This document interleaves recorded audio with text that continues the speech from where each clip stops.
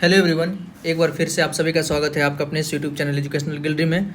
दोस्तों, इस particular video में हम एक इम्पोर्टेंट क्वेश्चन सॉल्व करेंगे। लाइट चैप्टर से रिलेटेड है, रिफ्रैक्टिव इंडेक्स से आप कह सकते हैं, स्नेल्स लॉ पे भी है, आपके एनसीईआरटी एग्जाम्पलर में दिया हुआ है। ओके, अच्छा क्वेश्चन है। अगर आपने रिफ्रैक्टिव इंडेक्स के बारे में पढ़ा है, हमने लास्ट में इस पर एक वीडियो बनाया भी था जो आपके एग्जाम में पूछा गया था, तो प्रीवियस ईयर में अगर वो समझ गए होंगे तो ये भी क्वेश्चन बन जाएगा आराम से। ये एक तो रिफ्रैक्शन के लॉ पे भी है, रिफ्रैक्शन के लॉ पे बेस्ड है, लेकिन कंसेप्ट सारा वही रिफ्रैक्टिव इंडेक्स वाला जो कंसेप्ट था वही है। एक बार क्वेश्चन पढ़ देते हैं, फिर इसको हम सॉल्व करके देखेंगे। देखिए, अच्छा क्वेश्चन है। एनसीईआरटी कई बार सीबीएसई कई बार एग्जाम में पूछ चुकी है, तो आगे पूछ सकती है। Given figure shows a ray of light travels from medium A to medium B. एक फिगर यहाँ पर दिखा रहा है दोस्तों, इस फिगर को आराम से देखिए कि एक जो रे ऑफ लाइट है मीडियम ए से मीडियम बी की तरफ जा रहा है। ये हमारा मीडियम ए है नीचे वाला, और ऊपर वाला हमारा मीडियम बी है।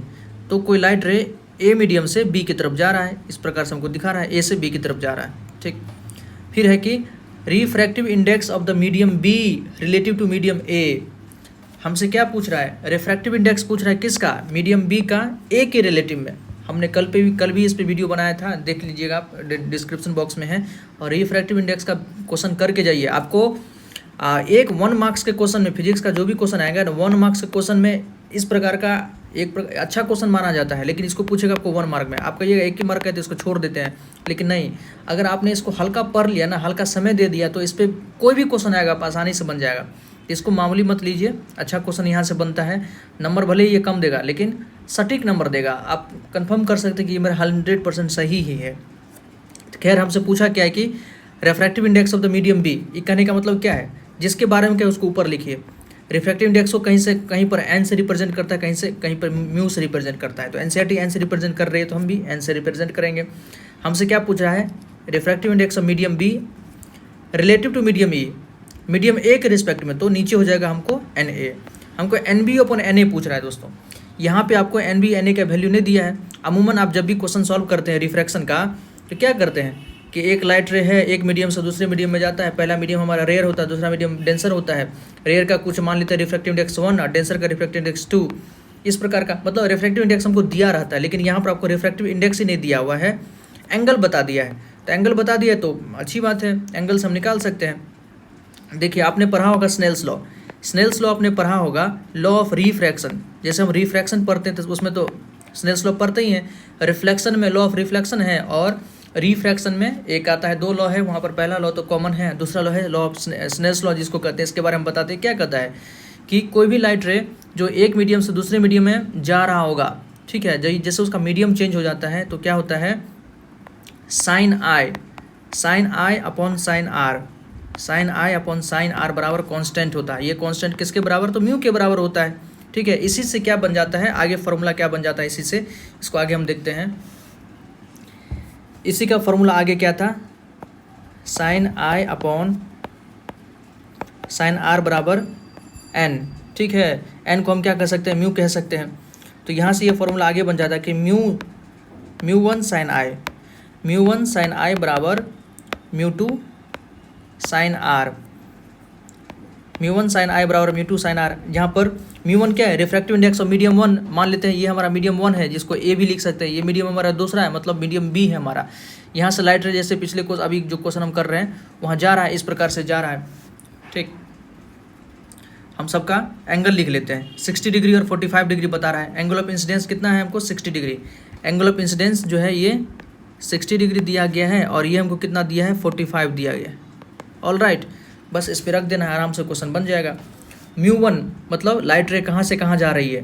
म्यू 2 किस में जा रही है लाइट रे, उसका म्यू रख देना है, मतलब साइन रख देना है। इसी को और हम रखेंगे। देखिए, तो ये क्या हो गया? Mu A. हम बार बार म्यू लिख रहे हैं, यहाँ पर हमको क्या लिखना चाहिए? एन लिखना चाहिए, क्योंकि आप एन से ज़्यादा फेमिलियर हैं।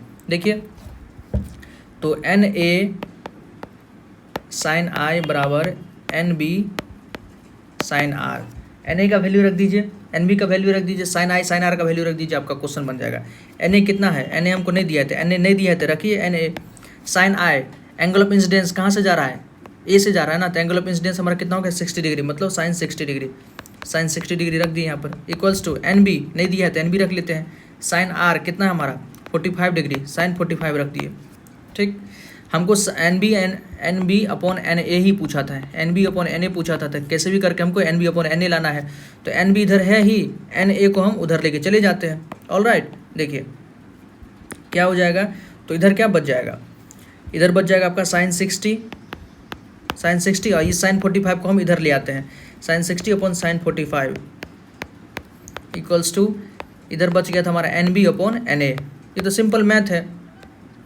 अब देखिए साइन 60 का वैल्यू आपको पता होगा, साइन 60 आपने ट्रिगो में पढ़ा होगा, साइन 60 कितना होता है √3/2, और साइन 45 कितना होता है, साइन 45 भी पढ़ा होगा आपने 1/√2। वैल्यू रख दीजिए, साइन 60 हो गया हमारा √3/2 और साइन 45 कितना है 1/√2,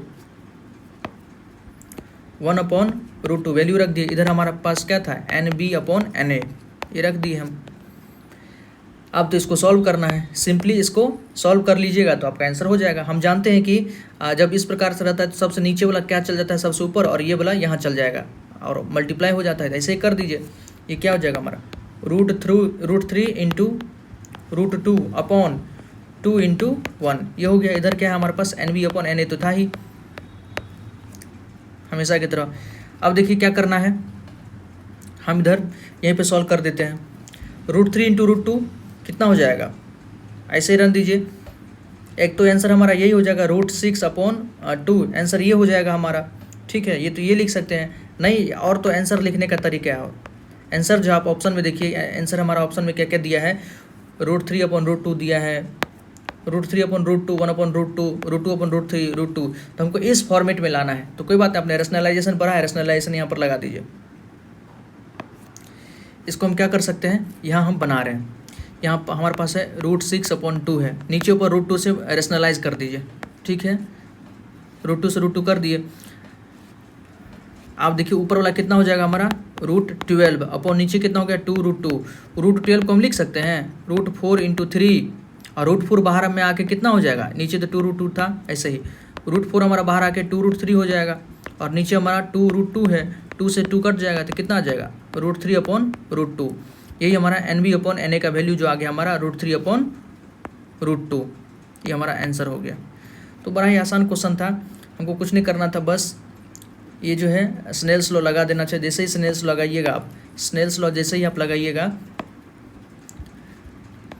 एन ए साइन 60 बराबर एन बी साइन 45, और यहाँ से हम sine 60 upon sine 45 equal to N B upon N A. Sine 60 कितना होता है √3/2, साइन 45 1/√2, ये कितना हो जाएगा √3 इंटू √2/2। यहीं पर रेशनलाइज कर लेते हैं। ठीक है, हम तो आपके लिए आसान तरीके से थोड़ा बता दिए, अगर किसी को नहीं आ रहा है तो यहीं पर अगर रेशनलाइज कर देते तो √2 से ऊपर √2 से नीचे मल्टीप्लाई कर देते। देखिए √2 कितना हो जाएगा 2, 2 से 2 कट जाएगा, तो आंसर हमारा क्या बच गया √3/√2, ये हमारा आंसर हो गया।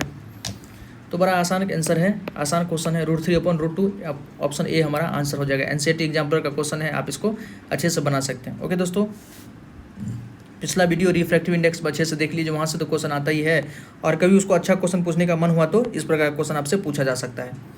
Thank you. तो कोई अच्छा लगा हो तो वीडियो को लाइक कर दीजिएगा, और कोई क्वेरी